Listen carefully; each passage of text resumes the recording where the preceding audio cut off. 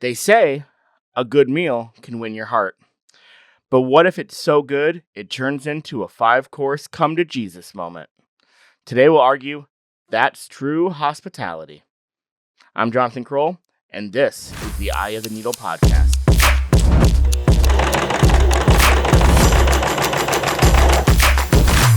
Today's guest is someone who knows how to turn a dinner party into holy ground. Justin Hege is the founder of Common Hospitality, a boutique, in-home dining experience built on excellence, intentionality, and the kind of service that leaves people changed. Before he was tantalizing taste buds, Justin was a pastor, and his story is one of obedience, pivot, and purpose. He didn't walk away from ministry, he carried it into the kitchen.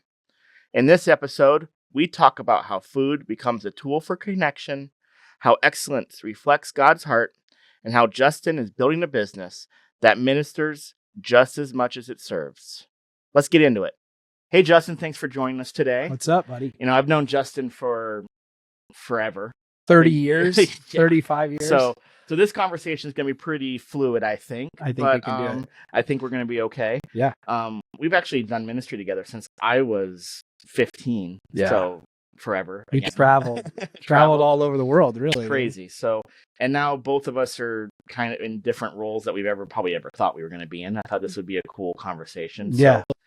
So, I know I can give a couple numbers because I just know what they are. You were a senior pastor for 12 years. Yeah. You're in ministry for 28. Yeah. But you've also been in the restaurant food business since you were, 16?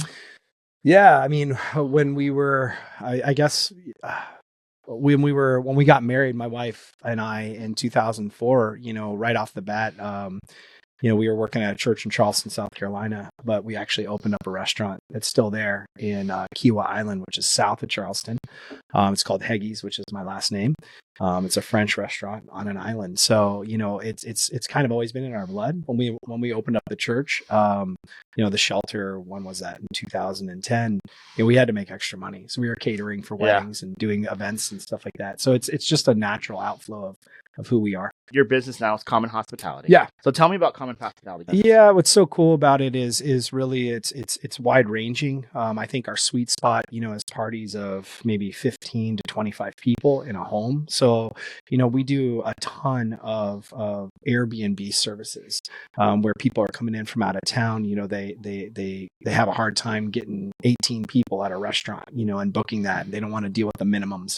They don't want to deal with just the hustle and bustle of the travel of that. And so what we do is we utilize their Airbnb, the house, and we come in and we do, anything from, 3 to 5 course meals, cocktail pair those. We do, and they're all craft stuff. So what's so cool about it is, whatever the customer or the guest is wanting, we specialize obviously in Southwestern food, being from the South as well, we do Southern barbecue really well. I've been to Italy multiple times, a lot of training in that. And so whatever type of genre that they're wanting, we craft menus around that. And so I just find it such an awesome thing because we've been able to meet so many people. We've done, this is a crazy number. We've done 116 bachelorette parties in the last 2.5 years. Oh, wow. I think we've done 60 bachelor parties. But golf trips, we do a lot of corporate events as well. And we've done weddings and we go up into the, multi-hundred as well. But I think our sweet spot is anywhere from like 15 to 25, 15 to 30 people in a home. And we actually go down as far, on coming up in a couple of days, I'm doing a job just for 6 people. Okay. So it's really, really cool. So Justin, in regards to the business, yeah, when you're getting, someone wants you to come in, yeah, talk about the process. So someone goes on your website, yeah, and say, hey, I want you to come do my bachelor party. Let's just use a bachelor party as yeah, an that's a example. great one. Yeah, I want you to come do my bachelor party. I'm guessing it says how many people, whatever your questions are on there. What's the next step that they should be expecting from you? What does the process look like? Yeah, the first thing that we do, I always get on the phone with people. Okay. I want to understand the vibe and the energy of the night. That is like the thing I believe from like a practical sense that we do better than any private chef ever, is that we want to match the vibe. So let me make that clear. Sure. If you've got a group of people like a corporate party, and you've got a lot of people that don't know each other. You brought them all in because they're spread out all over the country, and we're bringing them in. You probably don't want to set all those people down at a table. Totally. What you You want have it them to walking be- around a little bit. exactly, right? So we try to figure out like what's the energy and what's the goal of the customer. Last Saturday night it was a very intimate 50th birthday party with just close friends who had lost somebody recently. They wanted it very intimate. They didn't want Candlelit almost. Yes. Low Yeah. light. Really, really refined food, small plates, right? Everything individualized. But the bachelor party, they want things on big platters, right? They want, big flavors that are not necessarily as refined. So for us, the process, me getting on the phone and going, what are you looking for? What are you trying to do ultimately for your group? Is this, hey, let's go crazy? Or is this like, hey, we're sharing heart. This is a more, because we need to match that. It's our responsibility to match that energy and that vibe. And then from that point, once they get to that, then we talk about, where they want to be budget wise.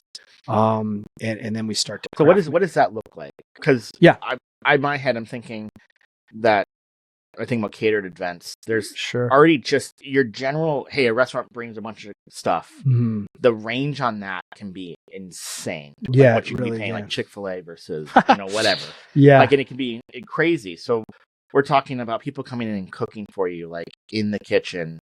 Mm-hmm. To me seems very hard to put a number on. Sure. So maybe just to help people either understand, like, what does that look like? Yeah. So it's important that I think people know, we're always going to use the part of our brand is that we're going to use the highest ingredients. Yeah. So we're not going to skimp or cut on that. We're not using frozen stuff.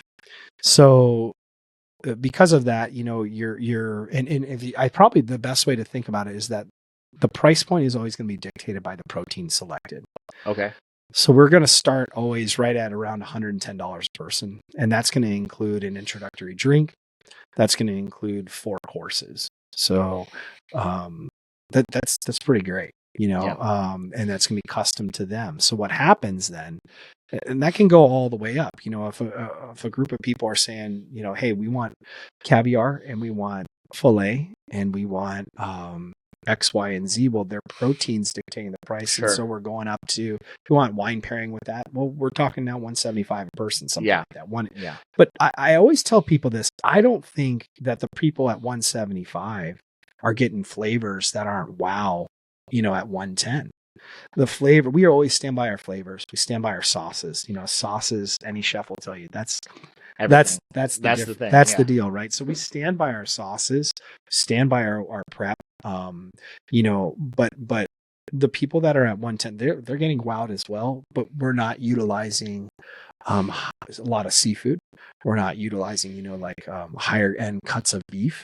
So it's just figuring that out is really important. And once we get to that, then what I do, and it's really cool is I send out an email, and what they would see is oh, here's the first course and here's 6 options. Here's the second course. Here's 6 options.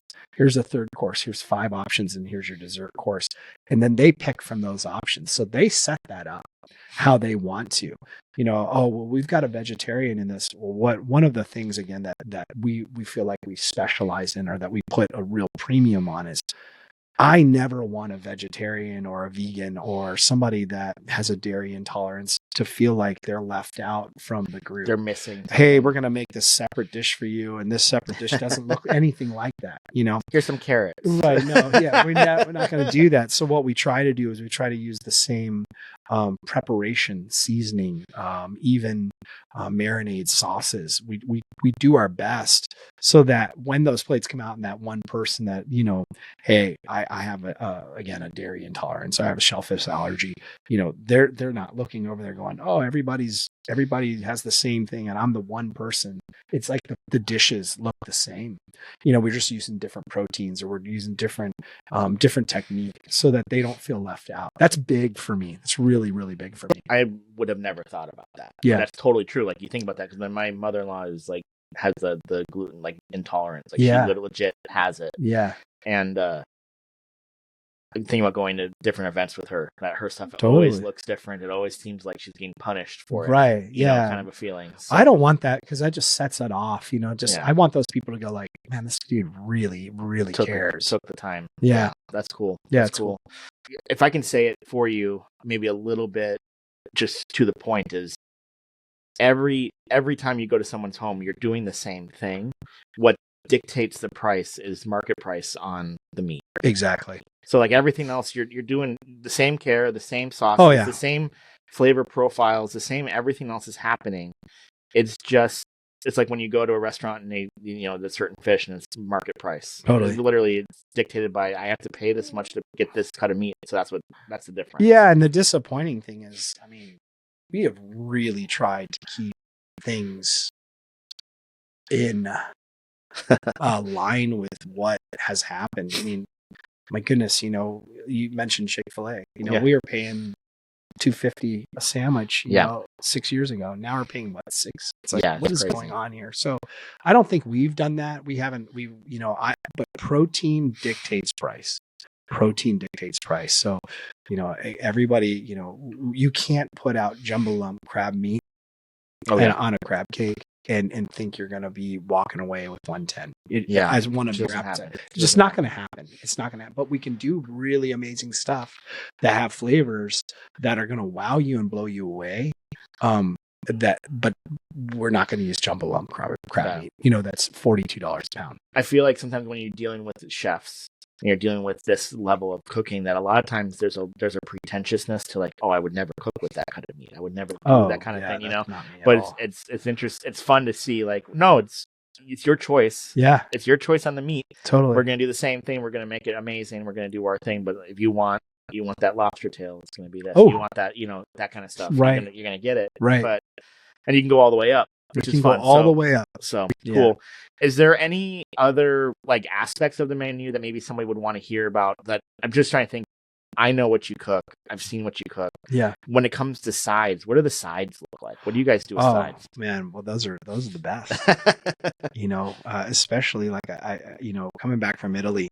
I mean, again, wherever we go, I take from, and I am blessed to have been traveling a ton over the last 2.5 years. So it's like, yeah, man, I did these collards the other day and no one would ever think that they would want collard. I'm telling you, these collard greens were outside the bounds. Yeah. Right. So it's like, we do sides that that are going to try to, I never thought to have that. But that is really good. You know what I mean? So we just try to be very unique in our side dishes and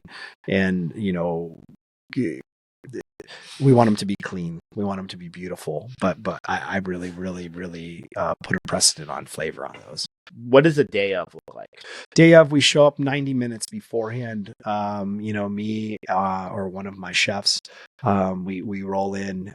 We bring all of our own silverware, all of our own plates, all of our own glassware, linens, everything. Oh, really? So the great thing about it is, from start to finish, you don't have to think about it. Once you determine your menu and you give me your menu selections, you'll hear from me the day before. Hey, is there anything that changes? Oh, last minute changes.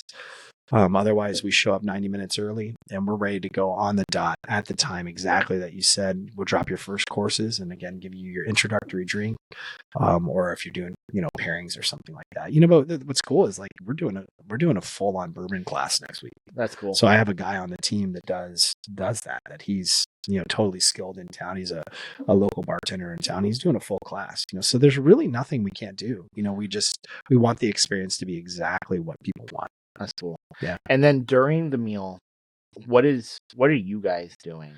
We're in the kitchen, Okay. We're rocking or we're on the grill, and so. Is there any presentation to it? Or yeah. Can there be? Or I'm not just wondering because I feel like sometimes people a lot of times catering, they just drop it off. Or like you said, yeah. And sometimes people want that. They don't want. I'd love to hear. Maybe people can hear that you can go one direction, you can go the other direction. Like, how can that look for somebody? Well, two things. One is we're actually not even licensed as a caterer. We're licensed as a private chef. Oh, really? And so I take that all back. Yeah. So no, but that's important because you're right. Catering, they're rolling in and it's a drop off. That's just, it's just, majority of the time, the people that we're serving, they want to know why we made these meals, where this sauce came from. Sure. When did you, what state were you in when you found this? I mean, we have some desserts that are proprietary to my heritage, my family's heritage, or experience that I had. Remember, I think I even served it to you over at Lake Pleasant one time. So we have stories behind the dishes. Sure. So we kind of, again, feel that out. I mean, sometimes like, again, last Saturday, it was very private. It was a very private dinner, so there we were scaled back on that, but as loud as they want us to go, we match it. You know what I mean? But there's a lot of interaction when we're presenting the dishes, and we explain telling the story of the dish and why the flavors marry together, right? So that's important for us. Okay. And so so that's fun. I just want to make sure people knew that too. That there's not an educational part, but there is that educational part. Absolutely. Like, this is what this is, and this is where it came. Absolutely. They can ask questions. Absolutely. So that's fun. Yeah. I love that. Okay, really cool. Anything else you can think of? Man, I think we're good on that. Okay, cool. So one of the things I love talking about on this show is like how people find their sweet spot, how they find their niche. Yeah. So how did that develop for you when doing all this? You started a restaurant. Yeah. With your uncle, right? It was with your uncle. Yeah. So he's still there. That's why it's still Hege. That's why it's still going out there and you're not there. Yeah. But when it comes to what you've found this flow for in a VRBO or Airbnb, how did that develop over time for you to find that sweet spot? I think it was just the realization that what we could provide, or what at least matters to me, is the experience of way beyond food. Okay. So for me, hospitality is a godly characteristic. Hospitality is just who I am. I think on the website, that's what we said. We are hospitality. So the idea of like making people feel comfortable, taking advantage of these amazing homes out here in Phoenix, and just seeing like, dude, someone's going to enjoy so much if they're not having to deal with when it's personalized, when they've already, they know what to expect. Mm-hmm. And obviously our goal is always to supersede that, and build relationship in the 2.5 to 3 hour time period that we're there. So the sweet spot for me is really people, and meeting people, engaging with people, and just making it. It's almost like on a consistent basis, we get this thought, dude, of the entire trip, you guys were the best part of the trip. Like, that's so fun for me, because that means that they were relaxed, they were engaged. Obviously the food is of the highest quality, but again, it goes beyond the food, because it really leans into just the idea of like the cherry on top of the vacation. Yeah, that makes sense. One of my questions for you, actually, the next one was about like, how do you keep your identity rooted in Christ? You already kind of said it.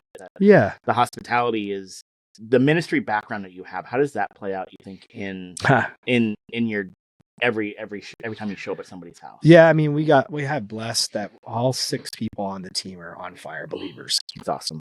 Like, it wasn't something that was a requirement. It just so happened to be, so when we pull up to a job, it's a culture thing. Sure. Every single time we pull up to a job, we're in the truck or we're in the car, and we're in the driveway, and we just ask the Lord to bless us and to lead us and to give us boldness to share love, but beyond share love, actually like speak into people. So my idea is like, when you get somebody, if you look at Christ in every way, he was really, really great at feeding and meeting physical needs as well as meeting spiritual needs. So meeting the physical need of a person, whether it was healing or whether it was actually feeding, it always ended up opening up the door for spiritual needs, right? So it's like, hey, it says to the lady, listen, you're healed, and go and sin no more. Right? So these things are like coupled together, the idea of that. And so, what I love is about my staff is that they have that same mentality of just readiness, and they know that the doors are opened by just the simplicity of looking people in their eyes, being sincere, taking the time to ask questions that tend to lead, people. I mean, really, truly, this sounds so wild. People have asked, dude, why are you guys the way you are? And for me, that's like the greatest compliment ever, because it's just a lead in. It's just a lead in hospitality.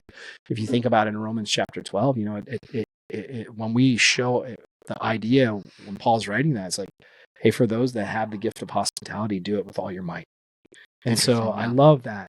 I love that with my group of people, that they're just like locked into the idea of like, we are going to be a blessing to people. Because you go after the excellence, right? But I feel like what you're saying on the business side of like this hospitality, I've seen how you present, I see how you guys do your thing. Yeah. That it's less about like flash. It's like this counterbalance of like really high end food, but really comfortable environment that you guys create, where people feel like they literally are in a home, which helps. Yeah. But like that they're at home, like with friends making food. Totally. Because I've experienced that my whole life with you guys coming to your house and having great food, because you guys just are incredible cooks, and just being in your home and just being in the kitchen with you while you guys are cooking is incredible. And it's almost you've duplicated that for strangers. Absolutely. Yeah, that's you hit the mark, man, because for me it's the whole experience. When someone walks away and goes, and by the way, we've been to Europe now a couple times, and we've been blessed to do that. When you go to Europe, it's different than America from a cuisine and from a food perspective. It's an experience. So like, when you're here in America, let's say you go to Mastro's, awesome steak. Yeah. I mean, awesome food, yeah. Awesome sauces, the crafting of the chefs. You can just tell that there's an executive chef back there that's not just boxing up stuff, right? You can feel his craft, but you can't feel his love. Right. So when you go to Italy, we just came back from the southern tip of Italy, a place called Calabria, and they're world famous for their onions and their chilies, Calabrian chilies and onions. Right. So we're there, and chef comes out and he sits down with you. Wow. He's I want you to try this as well. And we're just like, what's going on here? You know what I mean? Like, how do you have the time for this? It'd almost be intrusive in an American restaurant. It totally would be. Like, you'd be like, why are you sitting there? What are you doing? It totally would be, man. We got invited to this back cellar area of these two brothers. I joke around, they look like Brad Pitt, and Legend of the Fall. Of course, they're Italian. Yeah, of course, they look great. and they had just butchered a rabbit that was on their farm, and they're like, hey, I want you to try this. Wow. Grabbed it with his hands and kind of just put it towards my mouth. And I'm like, this is a chef. But there's an exchange there that's happening of comfort. There's an exchange of like, hey, this is my best that I'm giving you. Yeah. And you just don't get that in America. And so like for us, that's our desire is, to sit there with them, let's have a cocktail at the end of this whole thing and talk about life. And it's just, for me, it opens the door for the Lord and for Christ's name to come out. Yeah. Well, and it's incredible because I think, you and I have talked about this a lot in ministry, that we always have to be mindful of the moment. We're not looking for like not necessarily, we are always looking for that person, the hand raised, they call it in church, like where someone's being saved. Yeah. But the mentality of I'm being mindful of wherever they are in the process of coming to Christ, that I'm the piece of the puzzle in that moment. Yeah. And it's funny because I'm talking now to multiple business owners that are very successful doing the same thing you're doing, like plumbers going into people's homes. Yeah. Like they're like, I just walk in and I just look for the opportunity to just plant the seed, water the garden, whatever it is. Totally. And it's the same thing where like you're sitting down with someone talking, you have no idea where they are, and you let them guide it. And you just further it. Just get a little bit of sunshine on that seed, a little bit of water on that, whatever it is. Or it could be that you're the closing piece. Totally. But it doesn't matter because you're just doing your part. Yeah, I mean, there's been so many opportunities where we've laid hands and prayed for people. And then there's sometimes where all we do is we say, hey, God bless you at the end. Yeah. So I think that's a huge pivot point from full-time ministry, so to speak, or occupational ministry, compared to sowing seed. Like the agenda for me is not, hey, let's get another notch on the belt. These people, gave their hearts to the Lord. Instead, what it is let me in a 3-hour period, how can I intertwine my life with theirs? Then that's going to be a natural byproduct, just because they're going to go, this chef he cares. Yeah. So then the next thing that happens is, and we have so many repeat people that we are going back, I could give you stories about it, but it's just natural. Yeah. Just natural. Well, you've walked out of jobs with puppies. So. I have. Yeah. That's great. I just talked to them yesterday too. Yeah. So we don't need to go into that story, but he literally went to a meeting with some people for a job. Yeah. And they had a puppy that they realized was way too much for them and Yeah. their living condition. They're like, "Do you want it?" Yeah. And he's like, "Okay, Okay, here we go. And it's the exact dog you guys wanted. Yeah. It's like all the things. It's a crazy. It has a couple turns. Yeah, it makes it funny, does. but that's exactly it. Yeah. So you're in VRBOs. Yeah. Let's be honest. Like, so you said a lot of bachelorette parties, a lot of bachelor parties. Yeah. Typically, those are a little off the chain, a little Yeah, crazy. they are. They so are. how do you walking in with that mentality? How do you also like they're looking to have fun? Absolutely. So you're not coming in like we're gonna have this serious. Like there's some of those I'm sure that are very like they're very like not somber but low energy. Yeah. Maybe that you're at the low energy of their Yeah. party. But like if you're coming in and they're high energy and they're wanting to party, how do you roll in that situation? How do you keep yourself? Yeah, I mean, I mean, hitting all the buttons, like making them happy, making the Lord happy, making yourself happy. Like, how do you handle all that? Yeah, that's a great question. I mean, for me, we've got a party coming up for 35 people from Northern, and it's a combined bachelorette and bachelor party. Okay. And what's funny is they kind of told me, hey, we're gonna have the bartender here early on that morning. You guys are coming in at 4 and we want, and I'm just like, I already know what we're going to be walking into. And I think the cool thing about that is that, the ability to roll in and have a genuine smile and ask questions. How's the week been? We're going to match their energy. My team knows that. Like, we're not going to, we're not going in with an agenda. Got it. We're just going in and we can go in at the baseline of anything, at the very baseline, dude, let's put out great food. Yeah. And be a servant. Got it. So like we can be high energy and match that. If they're going wild, they're doing things that are maybe objectionable to my own personal taste. That doesn't mean I can't be a servant still. Yeah. It doesn't mean I can't laugh and I can't have fun and I can't smile and again make them feel comfortable. Have we gotten to situations, there's been maybe 2 times over the last 3.5 years where, at one point I walked outside and said, "Hey guys, listen, this music that you guys are playing, it's killing me." And I kind of said it loosely. The girls are like, "Well, what do you want us to change it to?" And I just looked at them and I don't know why it just came out. I said, "Well, something that doesn't destroy my soul." But I said it in such a way that, actually kind of funny, kind of whatever. Yeah, and ironically it opened up the door. What does that mean? when I brought their entrees out, what does that mean? Dude, we ended up talking about the Lord. We ended up actually in that specific event, we ended up praying over the bride because she was incredibly nervous and anxious over what was going to happen. It was not a fixed marriage, but there was a lot of concerns that she had from her family pressuring her into the situation. So my point is like, you never know. I have no, man. I just know I'm going to be me and I'm going to be genuine and I'm going to be bold, but also, me, bro. I'm always going to laugh. I'm always laughing. What's funny about like just like human psychology, like you look into that stuff and like how people will just follow whatever's happening and just keep going with it. And we get so nervous. I know I do about like bucking that trend and knowing that something's wrong and not right. Let's just say it that way. Like it's not right. And something can be even wrong. And being the one to just say something like in humility, like you said, in humility and in love, and it be like the thing that like half or more of the people have been waiting for someone to say something. Totally. Yeah. Even like culturally today, I feel like there's been a lot of things like, oh, someone actually said it.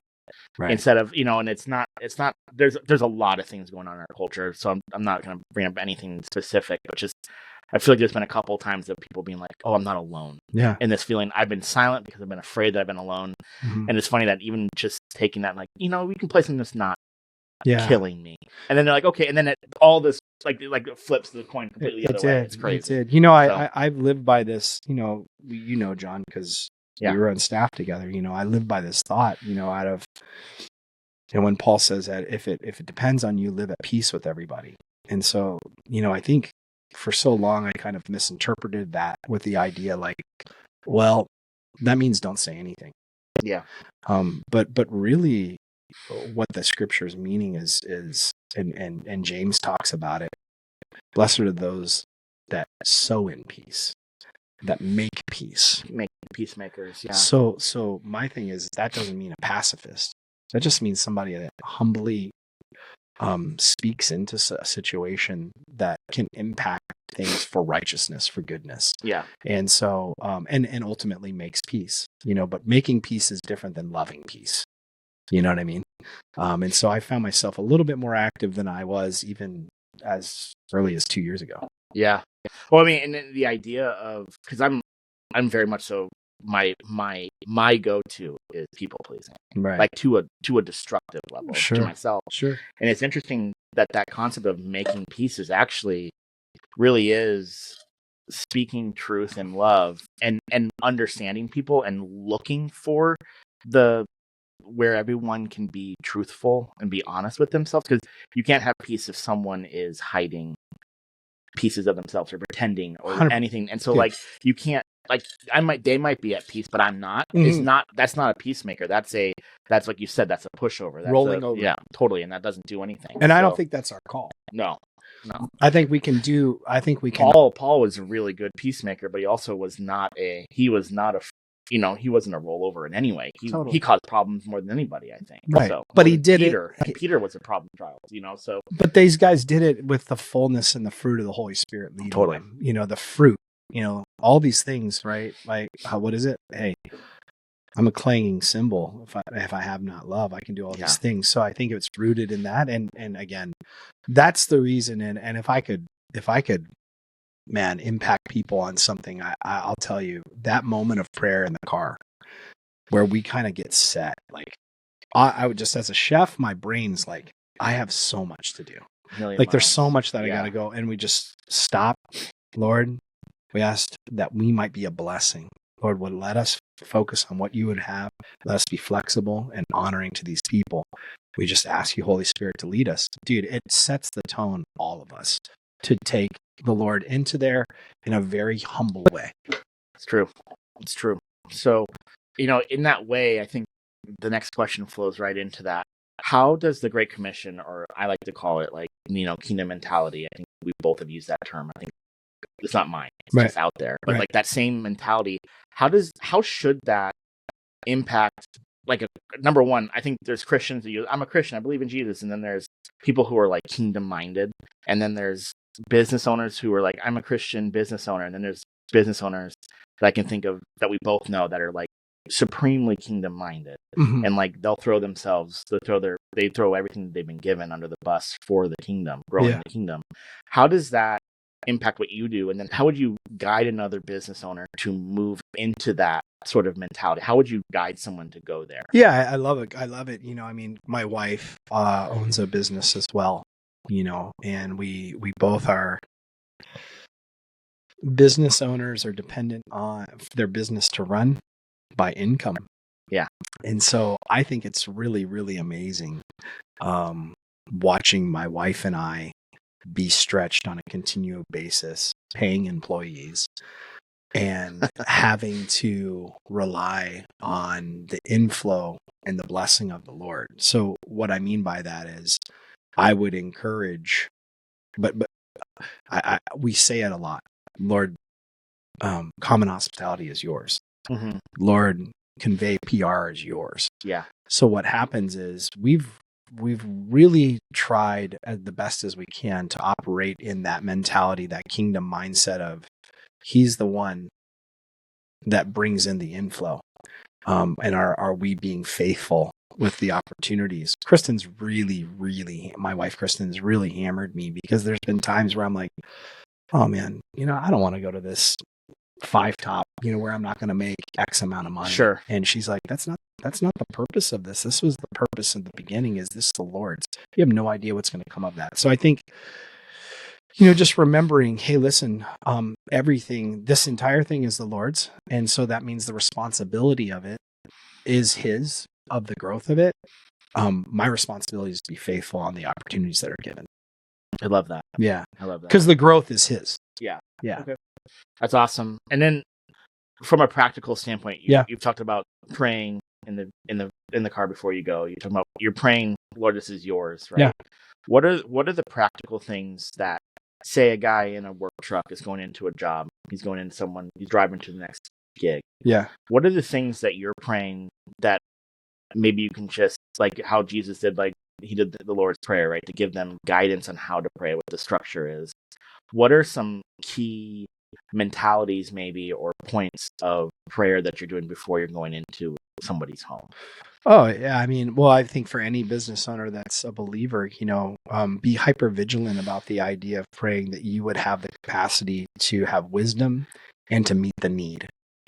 You're not being asked to do it just, like your skill set that you've been given, your gifting, your mentality, intellect, whatever you're bringing to the table, right? That's a gift to you. Mm-hmm. So, as crazy, as simple as it sounds, is just be willing to go all the way on that. Okay. Like a Christian businessman, in my opinion, has zero right to ever mail in anything, ever.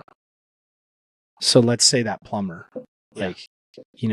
everybody look, and even in mine, my wife's, we all can cut corners with effort and energy and attitude. Yeah. Don't. Right? Because that's the world's way. Yeah. The world's way is to do the least. God's way is to do, in my opinion, overserve. So that sense and that desire of excellence, that's representing, again, that's going to just, because that blows people away. Dude, why did you do that? Why did you, hey, this is the best. I want people to say, hey, not only this is the best meal, but like the communication, the best. Like sometimes, I mean, frankly, I'm just like anybody else. I just like, dude, I don't want to do this, like, my gosh. But the thing Sure. is what I've been given to multiply to someone else. And so I just encourage any Christian businessman. And here's the thing. It doesn't matter if you're in IT, or again, you're in the field, or you're whatever it is, there should never be an opportunity, or there should never be a reason that you don't go all out, that you don't fully invest the seed or the gift that you've been given. And that's it. By the way, it works great because from a God standpoint, people are blessed, but from like an actual work standpoint, people are going to go, that was the best. Yeah. So to me, that's kind of how I look at that. I like that. So, a question I want to ask you, one of the ones I was excited about asking, was the transition for you from full-time ministry. You were in full-time ministry for the vast majority of your life, most of your career. Yeah. That moment of transition for you, how did you know that it was the right transition? And I know as your brother, that there was quite a few like pivots in the pivot to figure out what the actual pivot looked like. You thought it was this and it was this, and that's this podcast is probably my fifth pivot in this world of where is it supposed to be, Lord, right? So that's a natural thing.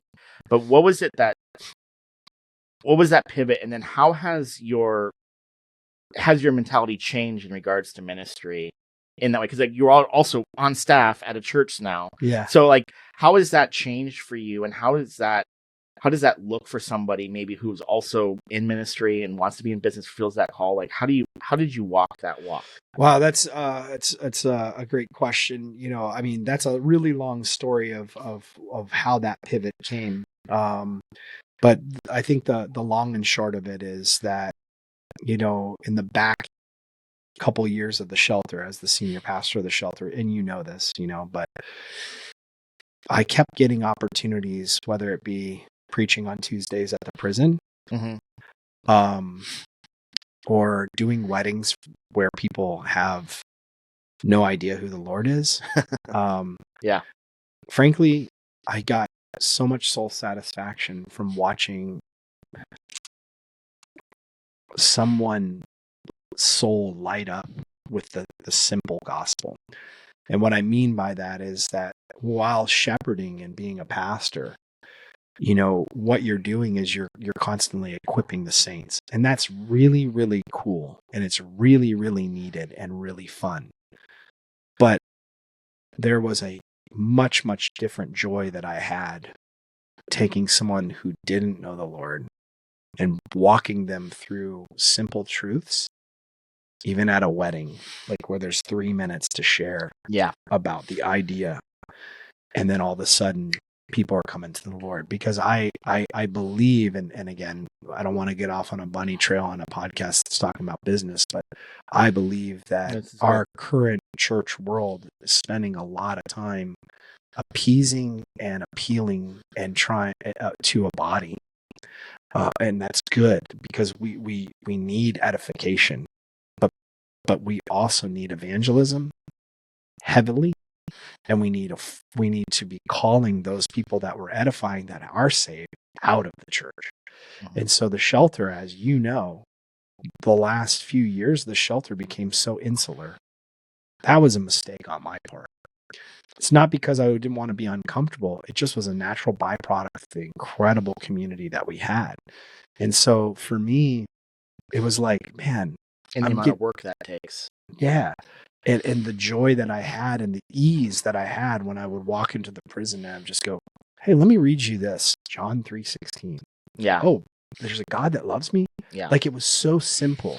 And so now being on staff at CFTN, which, you know, I love the staff there, and you know, all I do there is I preach to new believers and I preach to marriages.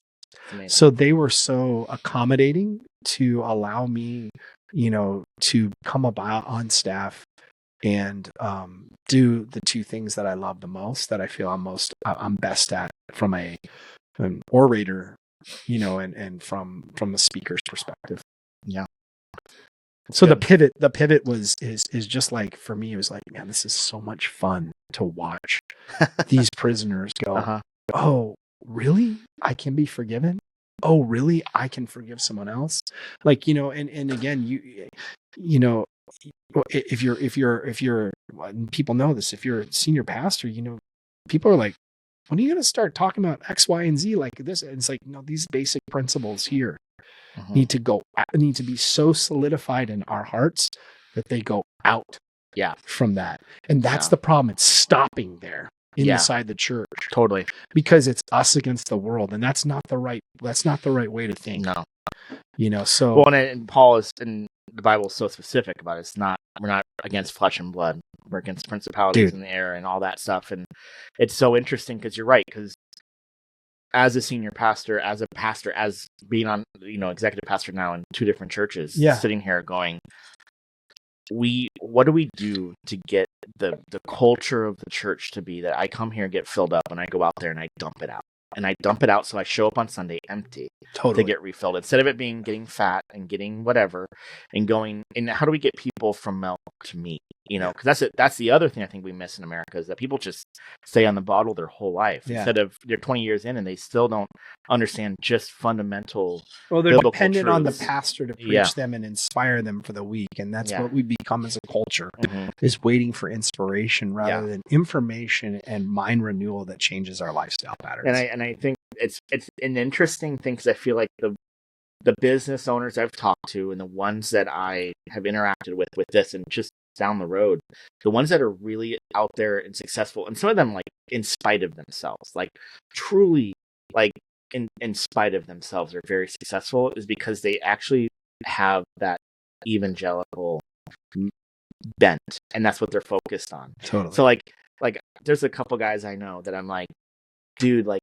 there's no reason that you should be where you're at, but you are so focused on giving it away and getting people to, like, if not in one of them I can think of, not interested in like all these typical, like, we're doing these cool things and it'll be really cool to give money to this, I feel good about myself, not interested. But this quiet, real impact on a community or an event or on a thing that's actually hitting people and salvations are happening, people are actually coming to the Lord, he's all over that. Like all about, and copious amounts of money, like you would never think, like when they move, when these people move like that, that's what I think a lot of business owners need to understand, is like the Lord's, like that kingdom mindset. And I think people always are like, man, that's really rough, but like the Lord's real focus for us on earth is growing the kingdom and saving as many people as possible.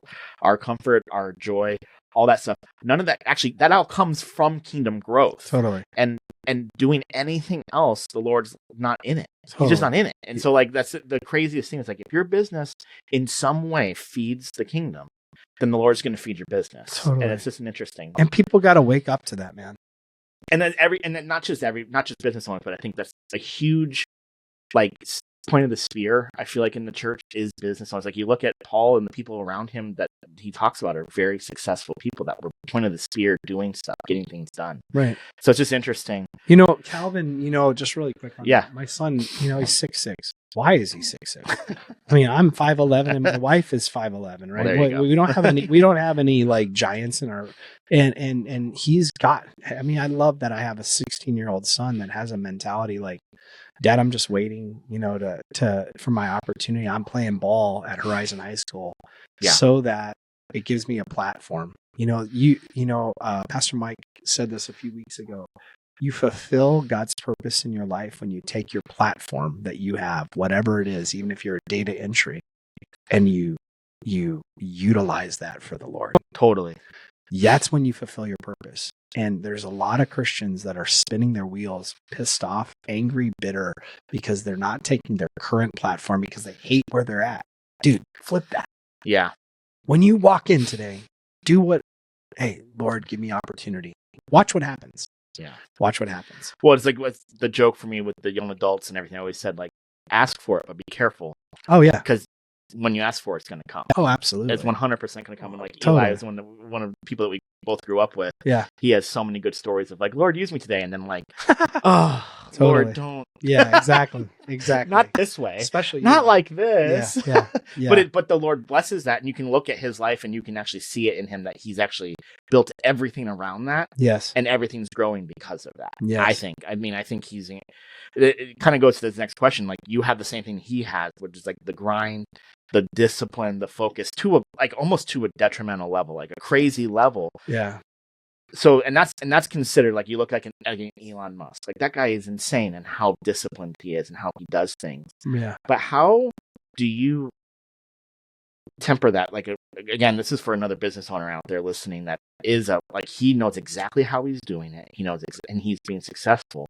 How did you learn to temper that trait and that skill with the Holy Spirit guiding you? So like when you walk into a job and it's not exactly what you thought, and the people need maybe a pivot, more work from you, and the Holy Spirit's like, say this thing, do this thing. How have you learned to temper your ability to be disciplined and focused to then also go, okay, Holy Spirit, it's yours? I'm learning. Yeah, I'm learning because that's definitely the dark side of a drive. It's a dark side of a visionary. That's a dark side of a type A, is that you'll run through and run over people with your hyper focus. So how have I done it? I think I've only done it by, I mentioned it earlier. Europe has been really cool for me. Yeah. Really cool for me over the last 2 times because in Europe, you're not racing against yourself. You don't win any prizes for that, right? They're just, from Italy and then this last trip to England, you just realize like there's space for flexibility. There's space for non-productivity. There's space to just listen. So I think looking at other cultures and again, my OCD or that's not even the right word. My drive came because of the way I was raised and sure. But I realize, and I, again, it's just a daily reminder of like, oh, me not producing or not getting to the end of every single thing exactly how it was is not really a reflection on my, I mean, some deep stuff, obviously. So I've learned, I'm learning it. I don't have an answer for that. I'm just learning it. I'm learning that that's not the only measure of success. I think that's the key. And Europe's done that for me, being married to a really, really amazing woman that is patient with me has done that for me. Working with people, even such as yourself, who gave a lot of grace to a real hardliner. And when I say hardliner, a driver, like you guys knew, like, oh, Jay's coming in today. It's a staff meeting, and he's got 27 things, and we're getting through all 27 things, Sure. and then afterwards you'd roll in and, hey, did you think about, possibly like maybe that you overburdened everybody, So like, I think it's cool that there's some people that know my heart well enough to know, like, I'm in process here. Yeah. That's good. That's good. Yeah. I think as we're kind of winding down, I wonder if there is advice that you could give to somebody, Christian, looking to do this right, looking to do it as the Lord would want them to do it, whatever business it is. What would you say are the things that they need to be doing as they're stepping out into the marketplace as a business owner, even if it's in something that they know very well? What are the things that you did or wish you would did or learned through this process that you could tell somebody else to do and avoid some of the downfalls? I think the number one thing is be honest with yourself and with your spouse. If you're connected with a spouse, keeping them in touch, because they need to know the risk that you're taking. And True. so if I'm one with my wife on this, she understands, in a great, we're shooting this in June and July and August in Phoenix is like dead months. So me being communicative to letting her know, like, hey, financially, this is where we're at. And that she's in agreement and congruent with that, so I'd say making sure that's the first thing, because you can handle the storm of your business. You can handle the storm of maybe you've got an illness or a client. You can't ever handle the storm if you're inside your home. Your sanctuary is up to you. So I think that's the first thing that I would say, is just make sure that the person that you love, that you're, if it's your wife or your husband or whatever it is, make sure that they're on board and you're communicative over the expectations. That's number one. Number two, I think is be active to ask the Lord for the needs that you have. Again, these are evolutions in my life that I grew up going, why would I ever ask God for business or money or why would I ever ask God for, provision? I mean, he's going to decide if he wants to do it or not. I'm just gonna be faithful. It's not what the Bible says. That's not what Jesus said. So like for me, I've been really active in saying, Lord, these are my needs. And I trust you for that. I look at, just for a side note, children of Israel every morning woke up to manna. Only enough for the day. Business owners have to have a really hard time with that, because what they want to do is they want to stockpile for rainy days. That really eliminates a trust in the Lord. So I would encourage any new business owner to realize, like, those first few years, there's a testing that's going on. Totally. And that testing 100%. Is this: is there going to be manna on the ground? And by the way, in the Lord's Prayer that you mentioned earlier, the idea is that we're to ask him for our daily bread. So that not is our weekly, monthly, yearly. Exactly. That's the reason why that communion with your spouse is important, because that spouse has to feel that too. That right. So I that would be my thing, is just making sure that you're in one unison with the idea, like, hey, we're trusting the Lord for this. And most of that comes, we've got families, we've got bills to pay, so college to pay for, dude, retirement to plan for, totally. Right. And so to me, it's just, that would be the biggest thing, from like a practical sense. I think we've talked about, whether your effort and your energy, that you control all those things, being detailed, writing things down. Some of the things that I think some business owners, they're not great in communication. I mean, those are things that are tactical, that you just don't get into business if you can't communicate with people. Don't, hey, the other thing is I think that there's this mentality, from a business people. And again, maybe, obviously businesses scale, and the purpose is to ultimately delegate. But if you start something, dude, the first 5 years of it, the first 4 years of it, that's your baby. And so I think in the younger generation, they're looking to pawn things off. Mhm. Hey, what can I do so that I can get my feet up and I can be in Cancun? That's not it. You've got to know that you are nurturing this thing and it's alive and needs nurture every day. And so, again, some of the danger on the backside of that is then you obsess over it. Yeah.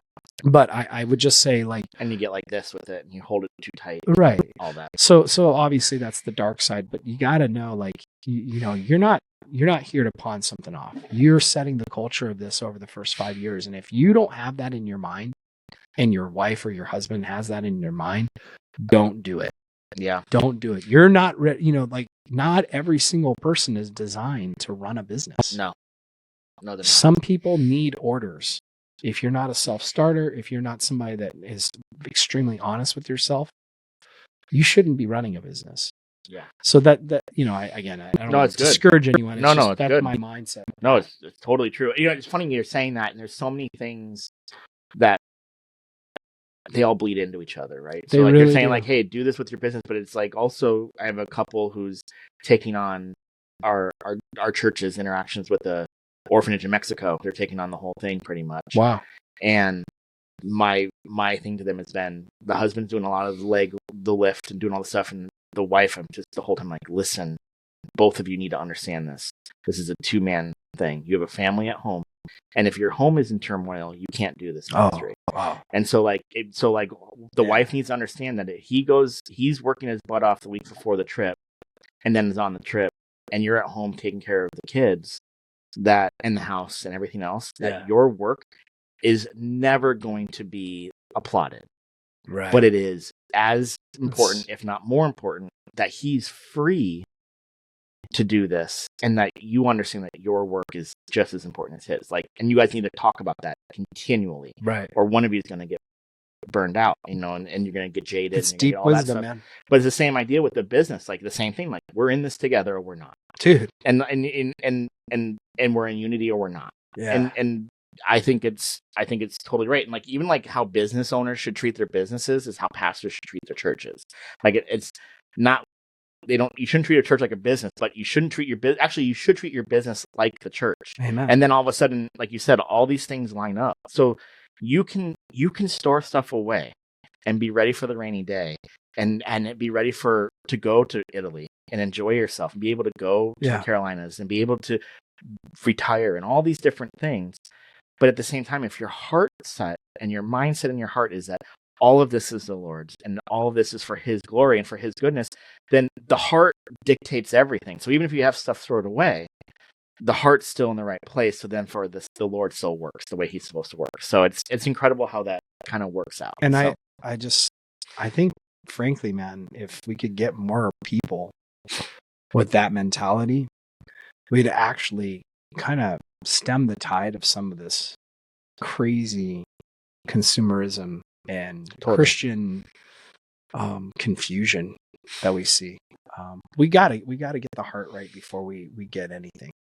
Yeah, we gotta get the heart right. So that's a whole nother conversation. Yeah, but exactly. Like, I totally agree, and I think it's on the individual. It's not a corporate thing. It's not. Individuals. I agree. So anyway, this has been great. Yeah, thanks, man. So before we go, the one thing is, how do people get a hold of you? What's the best way? Yeah, we're on Instagram at Common Hospitality. We have a website, www.common-hospitality. You can reach out to us any of that way. There's just a form on your website. Someone fills that out. It's a good way to get the ball rolling. Okay. Yeah. And like I said, man, we craft to people's needs. Obviously work a ton with a lot of dietary restrictions now. Yeah. That's a big thing right now. And so, we work really, really well with that. And it's a major part of our business. So yeah, we'll be there. Call us up, man. We'd love to meet you guys. Well, thank you for being on. This has been great. All right, man.